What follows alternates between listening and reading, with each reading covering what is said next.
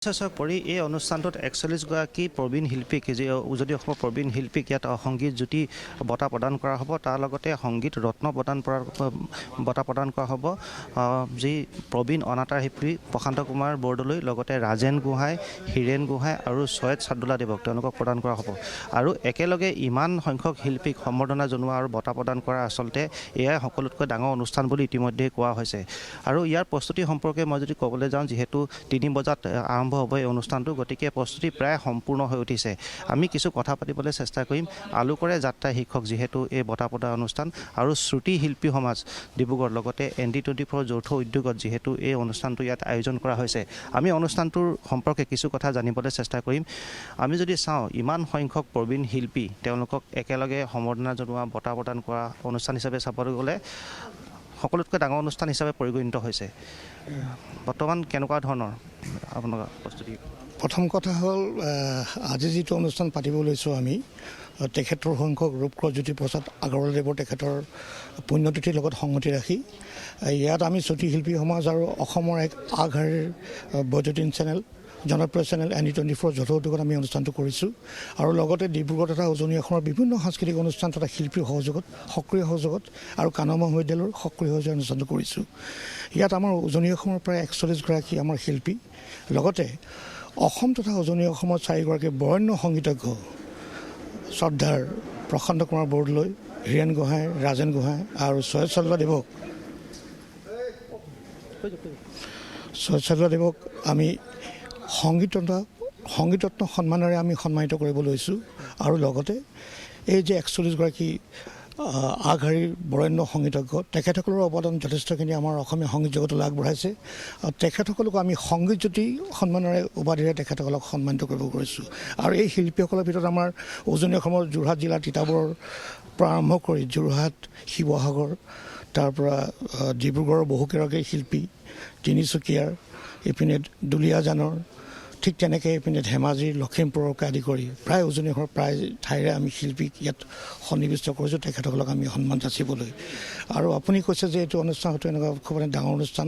আমি আচলতে যদি আপোনালোকে ভাবিছে দেখিছে হয়তো হৈছে চাগে, কিন্তু মোৰ ধাৰণা এনেকুৱা এটা অনুষ্ঠানটো ডিব্ৰুগড়ত বা আমাৰ ইফালেওতো তেনেকৈ খুব কমেই হৈছে। নিশ্চয় আমি যদি চাওঁ যিহেতু শ্ৰুতি শিল্পী সমাজ লগতে ND24 উদ্যোগত এই অনুষ্ঠানটো হৈছে, কিন্তু সহযোগিতাটো যদি চাওঁ আমি তালিকাখন যথেষ্ট দীঘল। সহযোগিতা আচলতে শিল্পী সমাজৰ লগত জড়িত প্ৰতিটো সংগঠনে আপোনালোকক সহায় কৰিবলৈ ওলাই আহিছে। তেখেতসকলে ওলাই আহিছে, তেখেতসকলে সাংস্কৃতিক দিশত বিভিন্ন সাংস্কৃতিক অনুষ্ঠান আজি পৰিৱেশিত হ'ব। সেই অনুষ্ঠানবিলাক আমাৰ উজনি অসমৰ বিভিন্ন প্ৰান্তৰ তেখেতসকলে এই বৰেণ্য সংগীত শিল্পীসকলৰ যেনে হীৰেণ দা, ৰাজেন দা, ৰাজবি দা আৰু প্ৰশান্ত দাৰ তেখেতসকলৰ গীত মাতসমূহ উজনি অসমৰ বিভিন্ন প্ৰান্তৰ শিল্পীসকলে তেখেতসকলৰ সন্মুখত আজি এই গীত মাতসমূহ পৰিৱেশন কৰিব। আৰু আমি ভাবিছোঁ এইটো এটা ডাঙৰ নষ্টালজিয়া হ'ব। কাৰণ কেলৈ হীৰেণ দা, ৰাজেন দাৰ গান আকাশবাণীত স্বীকৃতিপ্ৰাপ্ত শিল্পীৰ লগতে উঠি অহা নৱপ্ৰজন্মৰ শিল্পীও তেখেতসকলৰ গান তেখেতসকলৰ সন্মুখত পৰিৱেশন কৰাটো এইটো এটা ডাঙৰ কথা। হয়, যিসকল যি প্ৰবীণ শিল্পী আছে, যিসকলে যথেষ্ট অৱদান আগবঢ়াই থৈ গৈছে, বিশেষকৈ অনাতাঁৰ কেন্দ্ৰ যিসকল প্ৰবীণ শিল্পী, যিহেতু চৈয়দ ছাদুল্লা ছাৰ, লগতে হীৰেণ গোহাঁই ছাৰ, ৰাজেন গোহাঁই, লগতে প্ৰশান্ত কুমাৰ বৰদলৈ তেওঁলোক ইয়াত আহি উপস্থিত হ'বহি। আৰু তেওঁলোকৰ যিবিলাক গীত মাত সেয়া নতুন প্ৰজন্মৰ শিল্পীয়ে ইয়াত পৰিৱেশন কৰিব।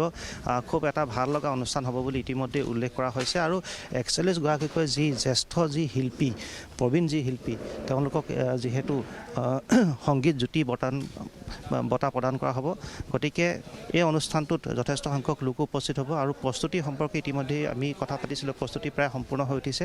কেনেকুৱা ধৰণৰ কি বঁটা থাকিব সেইখিনি কথা আমি জানিবলৈ চেষ্টা কৰিম। ইতিমধ্যেই খুব সুন্দৰভাৱে মানপত্ৰ আদি সাজু কৰা হৈছেই।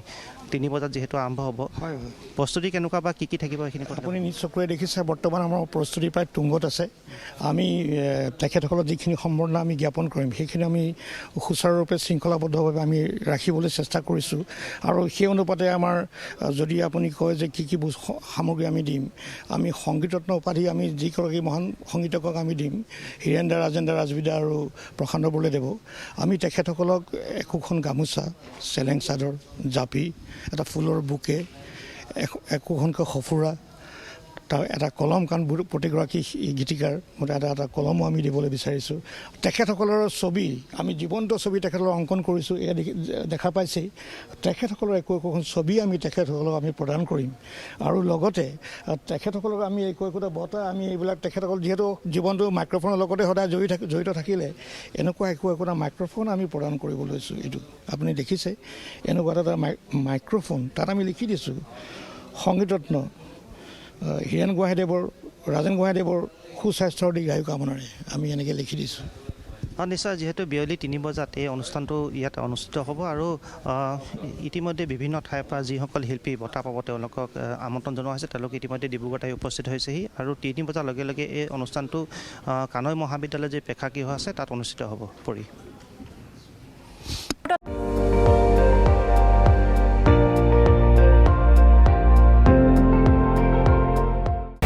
আপুনি চাই আছে ND24 সৰ্বশ্ৰেষ্ঠ নহয় সৰ্বোত্তমৰ দৌৰ